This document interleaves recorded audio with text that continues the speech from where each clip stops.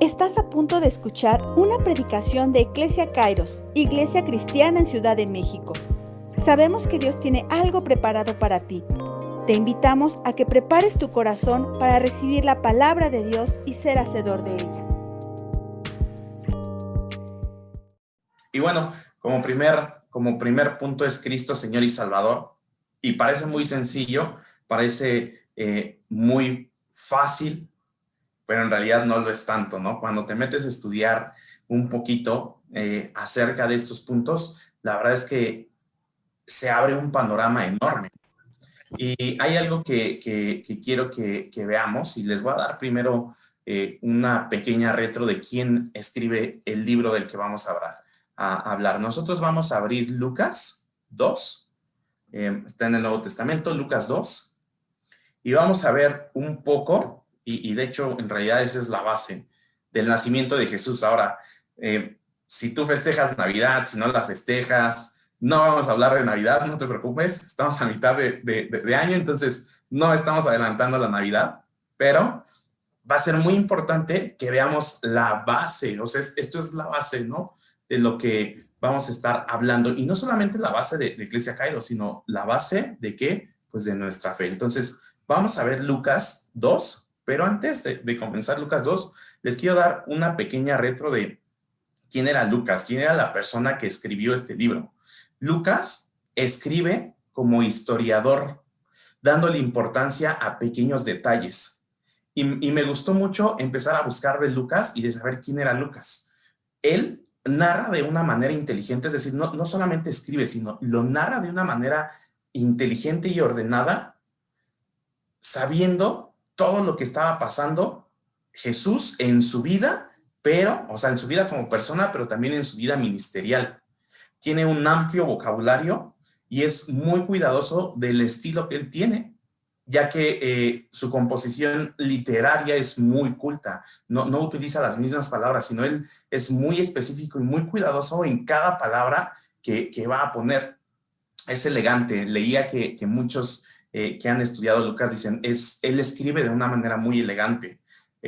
Lo que él escribe lo hace con detenimiento y con una preparación especial. La tradición, los que han estudiado Lucas, consideran que él fue un médico de profesión. Lucas no es parte de los apóstoles, pero él va recopilando como todas las historias que le van dando y él va narrando todo esto. Entonces, no estuvo cerca de Jesús, de cierta manera como real, pero ¿qué fue lo que hizo? Pues fue tomando fragmentos de todos. Incluso en Lucas van a encontrar algunos pasajes que no van a encontrar en ninguno de los otros evangelios. Aparte de que es médico, algo que me gustó bastante y se me hizo muy interesante es que era una persona con dotes artísticos para la pintura.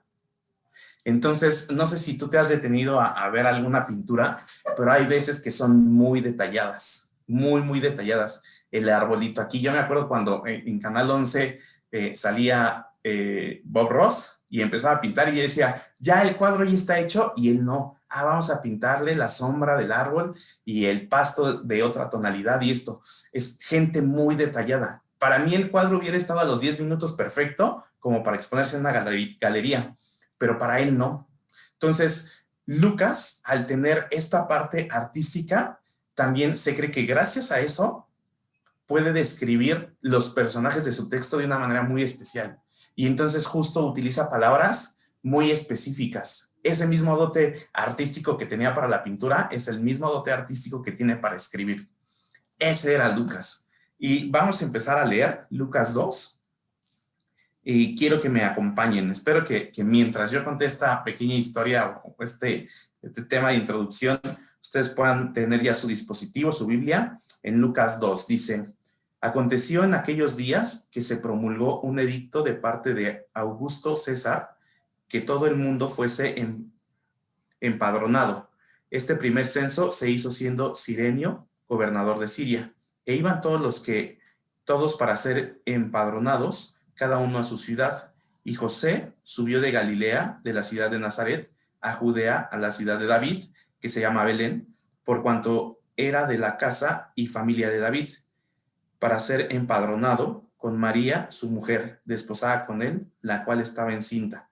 Y aconteció que estando ellos allí, se cumplieron los días de su alumbramiento, y dio a luz a su hijo, primogénito, y lo envolvió en pañales, y lo acostó en un pesebre, porque no había lugar para ellos en el mesón. Versículo 8. Había pastores en la misma región que velaban y guardaban las vigilias de la noche sobre su rebaño.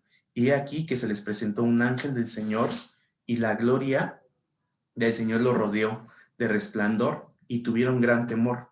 Pero el ángel les dijo: no temáis, porque yo os doy nuevas de gran gozo, que será para todo el pueblo. El 11. Que os ha nacido hoy en la ciudad de David un Salvador, que es Cristo el Señor. Y hasta ahí vamos a dejar por el momento la lectura. Bueno, de hecho ya no vamos a leer, me parece, más de Lucas, pero quiero que nos enfoquemos en este versículo 11 que dice que nos ha nacido hoy en la ciudad de David un Salvador, que es Cristo el Señor. Lo primero que llamó mi atención cuando estaba leyendo esto, que le repito, no es Navidad, si por ahí alguien lo ven o lo escuchan en diciembre, bueno, pues va a dar, pero ahorita no es Navidad. Entonces, lo primero que llamó mi atención fue lo siguiente: ¿cómo escribe acerca de Jesús? No llama o no lo pone que es nacido hoy en la ciudad un Salvador, que es Jesús el Señor, sino la palabra que utiliza no es su nombre quizás más común que todos conocemos como Jesús, sino utiliza la palabra Cristo. Ahora, ¿qué diferencia hay entre un nombre y otro nombre? Bueno, Jesús quiere decir Dios es salvación, Dios salva. Cristo significa el ungido, el Mesías, la persona que estaba siendo esperada para venir y salvar a todos. Entonces, por eso les daba en la introducción el detalle de, oye, ¿sabes qué? Lucas era muy específico en saber qué palabra acomodar y cómo escribir. No solamente escribía, pues se me ocurrió Cristo, claro que no. Él pensó y el Espíritu Santo le fue dando, pero él pensó, ¿sabes qué es Cristo? Es el Mesías, es la persona que estábamos esperando. Ahora, ¿qué sucede para esos tiempos? Los judíos que estaban esperando, sí, alguien que llegara a liberarlos del pueblo romano. ¿Qué esperaban? Sí, también alguien que los llegara a liberar, pero que los llegara a liberar de enfermedades, de ataduras que tenían físicas. Lo que nos están dando estos pasajes es, sí, viene alguien a liberarte, sí, pero del pecado. Ese es Cristo. Necesitamos entender algo muy importante. Jesús, Cristo, no se divide. Jesús es ambos. Jesús es Salvador y Señor. Aquí nos dice, os ha nacido en la ciudad de David un Salvador, que es Cristo el Señor. Jesús no podemos dividirlo. Jesús es ambos. ¿Sus funciones son diferentes? Sí, sus funciones son diferentes. Pero debemos tener cuidado de no dividir de una manera a Cristo. Estamos hablando de la misma persona.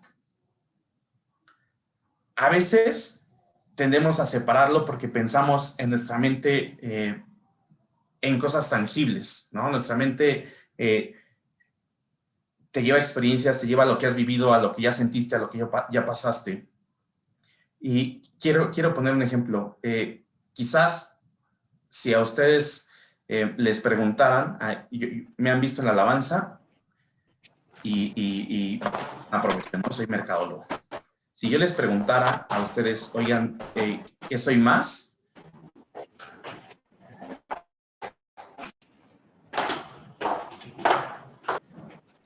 Alguien me muteó, perdón. Si yo les preguntara, ¿qué soy más mercadólogo o más, no sé, ministro de la alabanza o músico? Quizás ustedes me dirían que soy más ministro de la alabanza o músico.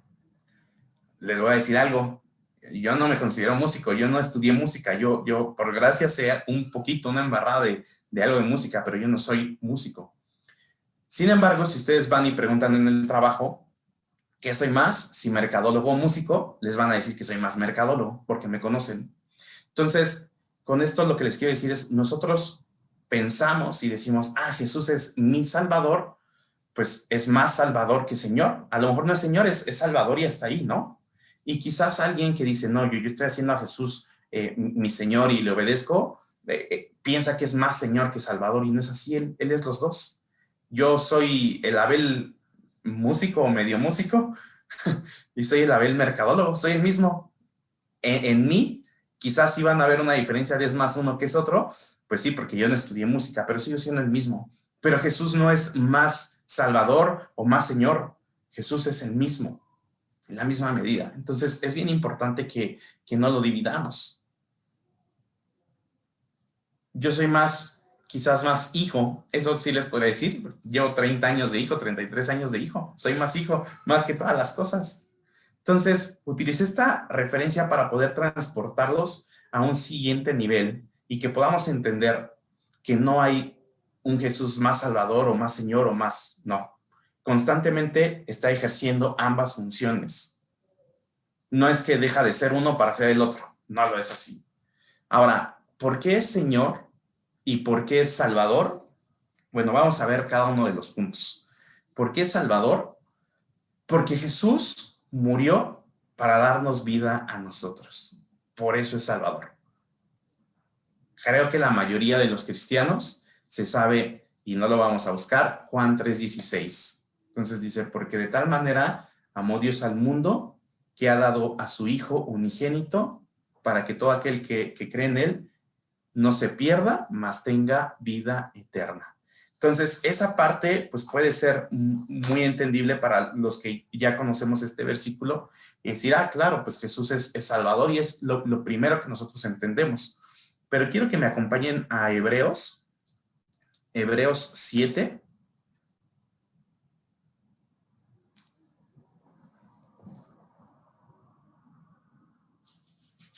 Hebreos 7, 22 al 25.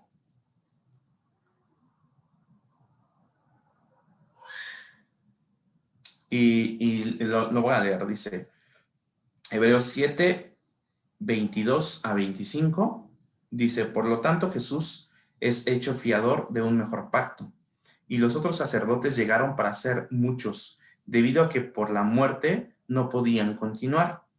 Mas por cuanto permanece para siempre, tiene un sacerdocio inmutable, por lo cual puede también salvar perpetuamente a los que por él se acercan a Dios, viviendo siempre para interceder por ellos.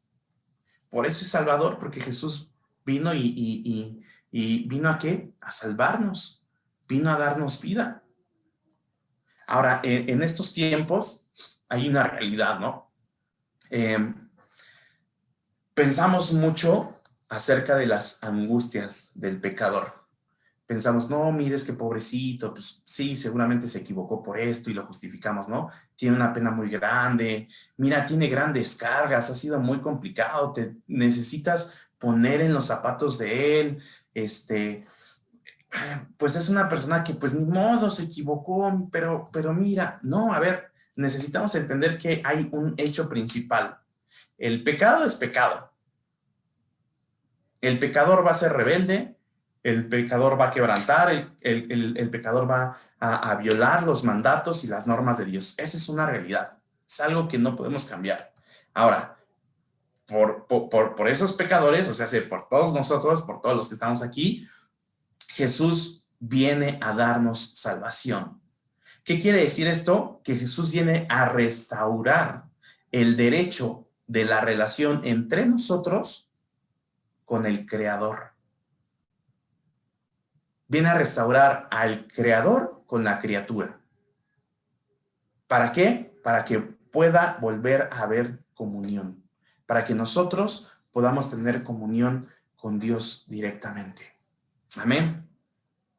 Yo no sé si en realidad esto no te emociona. Y, pues sí, Jesús es Salvador y a lo mejor pues, tú ya lo aceptaste hace 20, 30 años como tu Salvador y se te olvidó, pero Jesús vino a cambiar nuestra eternidad. ¿Y sabes qué es lo mejor? Que Jesús no cambió tu eternidad hasta la eternidad, hasta, pues ya que me muera ya lo cambió. No, Jesús vino a cambiar tu vida a partir de que tú lo aceptaste. No tienes que esperar a morirte para sentir ese cambio. Ahora, necesitamos un Salvador. Como personas, la verdad es que no nos gusta aceptar o nos cuesta mucho trabajo aceptar que necesitamos algo. Cuando las personas a veces les hace falta algo, no es que levantes la mano y pongas, oigan, me hace falta ropa, me hace falta algo de vestir, pues no, nos da pena que nadie se entere que te hace falta. No es algo que publiques en tus redes sociales. En este tiempo de pandemia hubo muchos que publicaron, oye, si te hace falta algo de comer, algo de vestir, mis puertas están abiertas, pero ¿realmente llegó alguien a nuestros hogares a pedirnos algo? Es complicado, porque no es fácil decir, ¿sabes qué? A mí me hace falta algo. Entonces, ¿es difícil? Sí, sí es difícil que nosotros lo aceptemos, pero tenemos que hacerlo. Necesitamos, aunque nos pegue en el ego, saber que nosotros necesitamos un Salvador. Necesitamos saber que nosotros tenemos que tener un Salvador. Tal vez no mataste a alguien, tal vez no robaste, tal vez no heriste, tal vez no fuiste a un banco y te robaste millones de dólares y ahora eres rico, ¿ok? Pero todos hemos cometido un error, todos nos hemos equivocado, todos hemos pecado. Y Cristo vino como un Salvador porque nuestro problema era de pecado, era de moralidad, era de muerte espiritual. Y solamente Él, con su sacrificio, podía sacarnos de esa condición. Antes, pues, se mataban animales y se ofrecía sacrificio. Bueno, Él fue el sacrificio perfecto. Y de ahí, por eso lo que acabamos de leer, de ahí ya no más. Él fue el sacrificio. ¿A qué vino? A sacarnos de la condición que teníamos de pecado y a darnos una condición de vida nueva. Entonces, quiero hacer una pausa aquí y quiero que para las personas que nos están viendo, para las personas ya sea en el Zoom o en Facebook, quiero que hagamos una oración. No vamos no hay palabras mágicas, no es un truco de magia, no es algo que vaya a ser y ya cambió. Es más bien un acto de fe. Para nosotros es un acto de fe y de Dios hacia nosotros es un acto de gracia. Entonces, voy a hacer una oración y si tú en realidad no sabes si Cristo gobierna tu vida, si tienes a Jesús como tu Salvador, si no tienes nada de esto, bueno, te repito, no son palabras mágicas, pero puedes dar la oración conmigo. ¿Sale? Vamos a tomarnos unos minutos nada más para orar. Y te digo, si Jesús no es tu Salvador, puedes hacerla conmigo. Dios, te damos gracias porque sabemos que tú estás con nosotros y porque de alguna u otra manera llegó este mensaje a mí. Quizás yo no entiendo muchas cosas, quizás yo no sé muchas cosas, pero sé que tú me tienes en este momento escuchando esto y quiero pedirte perdón por todos mis pecados que he cometido, los pecados grandes, los pecados chicos, Señor, que puedo pensar que hice. Aún los pecados de los que no me acuerdo, quiero que tú me perdones, Señor. Quiero entregarte mi vida, quiero que tú limpies mi corazón y quiero que tú me renueves, que vengas a vivir en él y que me renueves, Señor, que me hagas una persona nueva. Señor, perdona todo lo mal que he hecho y acéptame, Señor, para ser una persona nueva y que pueda tener esta comunión con Dios. Ven a vivir a mi corazón y renuévalo. Te doy gracias, Señor, porque tú me amas y hoy entiendo que tú me amas y mandaste a Jesús para darme salvación. En el nombre de Jesús. Amén. Y bueno, quería tomarme este momento para hacer la oración. Hay algunos creen que la salvación es solamente aceptar a Jesús como Salvador y puedes seguir con tu vida normal. Y ahora te voy a decir, si tú acabas de hacer esta oración conmigo, no puedes seguir con tu vida normal. Debe de haber un cambio, pero un cambio para mejorar. Nuestra vida no puede seguir siendo normal sin someternos a Él como nuestro Señor, sin cambiar nada. Sí es un acto de fe, pero es un acto de fe que mejora nuestra vida y que debe de dar fruto. ¿hay alguna relación o habrá alguna relación entre salvación y señorío de Jesús, de Cristo? Sí, sí hay una relación muy importante. Vamos a buscar los pasajes, porque hay dos declaraciones muy claras sobre este camino de salvación en la Escritura que además destacan el señorío de Jesús. Vamos a Hechos, por favor, si me acompañan. Ahí un poquito antes de donde estábamos, ahora es Hechos 16.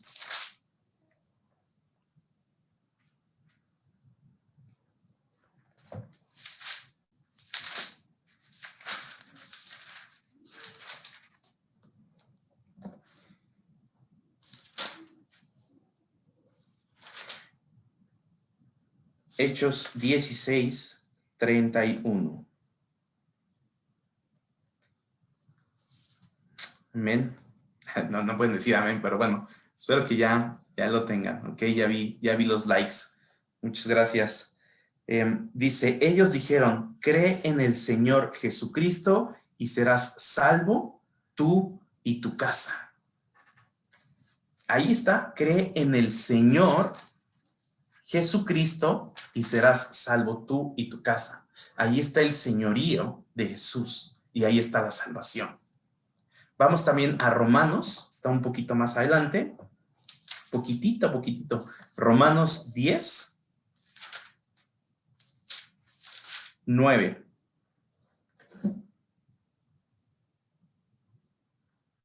Y dice que si confesares que tu boca que Jesús es el Señor y creyeres en tu corazón que Dios le levantó de los muertos, serás salvo.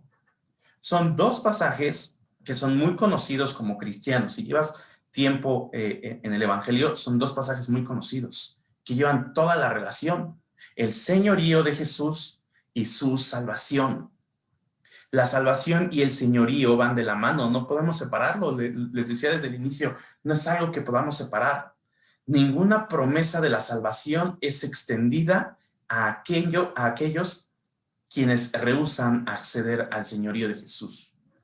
¿Qué es esto? No es que podamos escoger solamente aceptar a Cristo como Salvador y decir, ok, pues te necesito como Salvador, ya eres mi Salvador, muchas gracias, pero voy a dejar para después la obediencia y como Señor y estar en lo que tú necesitas y en lo que tú me ordenas después. O sea, ya eres mi Salvador, está bien, muchas gracias, nos vemos después. No se puede. No es para cuando nosotros queramos, va de la mano.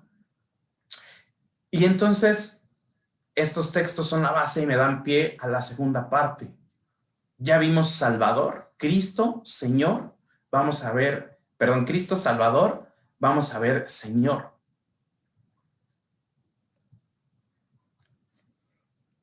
Y lo primero que tenemos que entender para Señor es que nosotros, tú y yo, no hacemos a Cristo Señor. Él ya es Señor. ¿Quién lo hizo Señor? Dios mismo es quien le ha dado el título de Señor y Cristo. No es que tú digas, ay, sí, mi Señor es mi Señor, yo le hice Señor. No, Él ya es Señor, Él ya era Señor. Dice Romanos 14, 9, dice, porque Cristo para esto murió y resucitó y volvió a vivir para ser Señor así de los muertos como de los que viven. Romanos 14, 9. Por lo tanto, no es que nosotros lo hagamos Señor, sino que tenemos que aceptar y obedecer su señorío, que es diferente. La palabra Señor en Lucas 2:11 que vimos, la palabra Señor en los pasajes también que leímos de Hechos 16:31 y Romanos 10:9, donde dice, cree en el Señor Jesucristo y serás salvo tú y tu casa, y que si confesares con tu boca que Jesús es el Señor, esos pasajes, junto con el de Lucas, es la misma palabra Señor. Es la misma palabra que se utiliza y significa Dios que gobierna. Por lo que refuerza y enfatiza esos argumentos para el señorío de Cristo en su salvación. No podemos separarlos, hermanos. Nadie de nosotros que desee con fe genuina, sincera y creyendo que Jesús es un Dios eterno, que es todopoderoso, que es soberano, puede rechazar la autoridad de Cristo. Por lo tanto, todos los que creemos en la palabra de Dios debemos estar de acuerdo en que Jesús en todo tiempo y para siempre es Señor. Y de esta forma, nosotros reconocer su señorío, y someternos a su autoridad.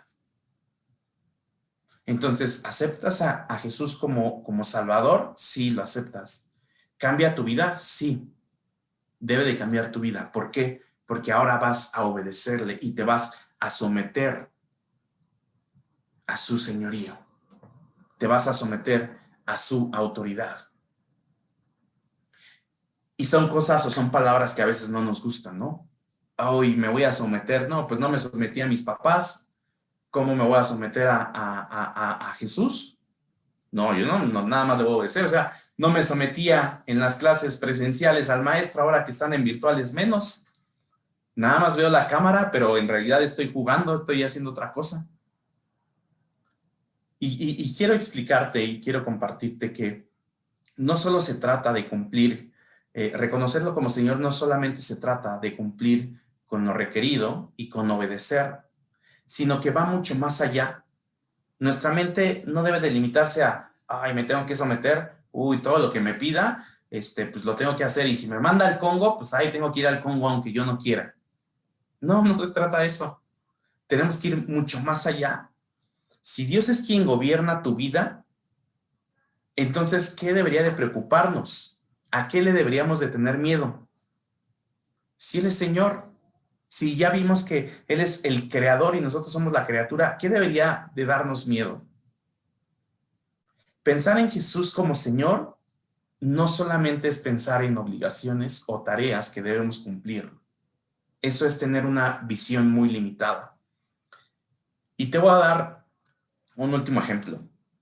El ejemplo con mis niñas.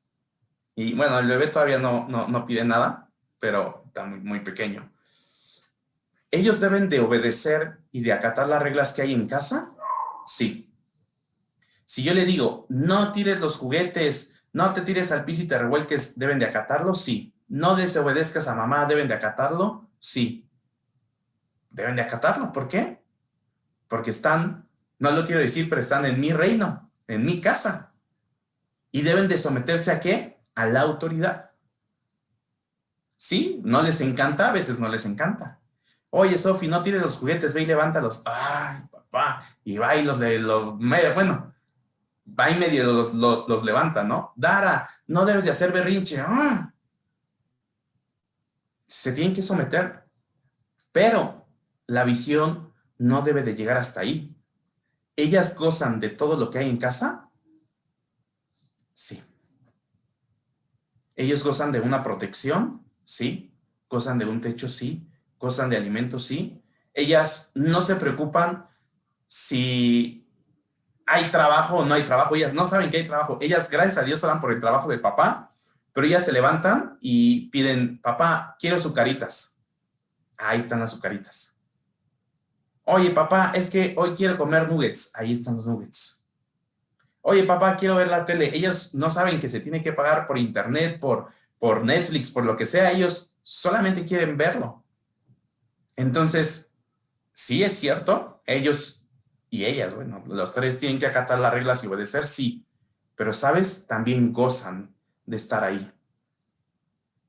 Y necesitamos entender eso. No nada más el señorío de Dios, me va a pedir ir aquí, me va a pedir ir allá, tengo que ir a predicar el evangelio hasta el último de la tierra y yo no quiero ir a predicar. No, hermano, goza de su señorío en tu vida, de que realmente te puedas aferrar a Él y decirle, yo creo en tu palabra y en que tú me bendices, yo creo en que tú me proteges, yo creo en que tú estás conmigo. Eso también es su señorío. Y quizás fue un ejemplo muy vago, pero cuando estaba estudiando lo pensaba. A mí en algún momento Fer me decía,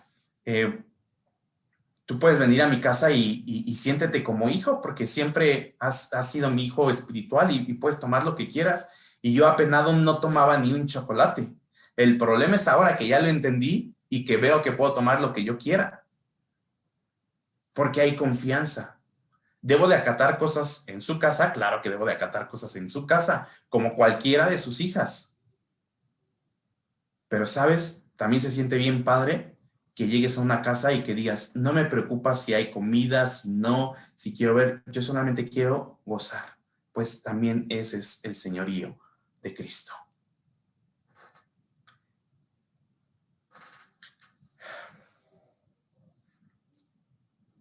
Hay unos pasajes más adelante en Lucas. Yo se los voy a leer, pero les voy a dar la cita por si no me creen, ¿verdad? Lucas 6, 46 al 49. Y ya con esto estoy terminando. Lucas 6, del 46 al 49.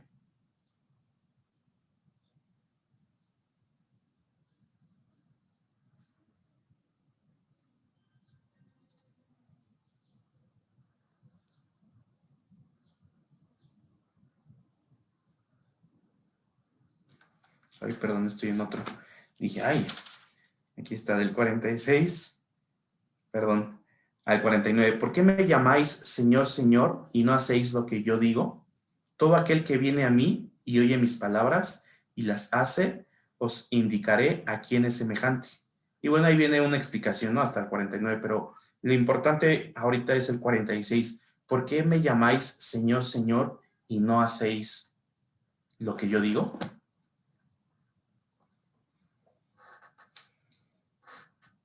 Es claro que la obediencia a Cristo es un reconocimiento de su señorío en nuestras vidas. Por lo tanto, es evidente que el señorío de Jesús es una parte que integra o es integral de la salvación. No podemos separarlos, hermanos. Y eso es algo que nosotros debemos de creer. Jesús como mi Salvador, sí, pero también Jesús como mi Señor. Yo no le estoy haciendo Señor, Él ya era Señor, pero yo me someto a su autoridad. Y también gozo ¿de qué? De las bendiciones que eso me trae. Cristo no puede ser tu Salvador sin ser tu Señor. Y Cristo no puede ser tu Señor sin ser tu Salvador. No podemos separar esas características o esas funciones de quién, del ungido, del Mesías. Esta es una de las bases, hermanos, de Iglesia Kairos. Jesús, el Mesías, el ungido, ha venido a darnos salvación y que nosotros lo aceptemos como Señor. ¿Y por eso qué? Por eso le amamos y le servimos. Yo espero que esta palabra realmente llene tu vida y te emocione. Y si hace mucho tiempo que recibiste a Jesús como tu Salvador y por ahí te desviaste un poquito, bueno, rectifiquemos y volvamos a lo que Dios quiere para cada uno de nosotros.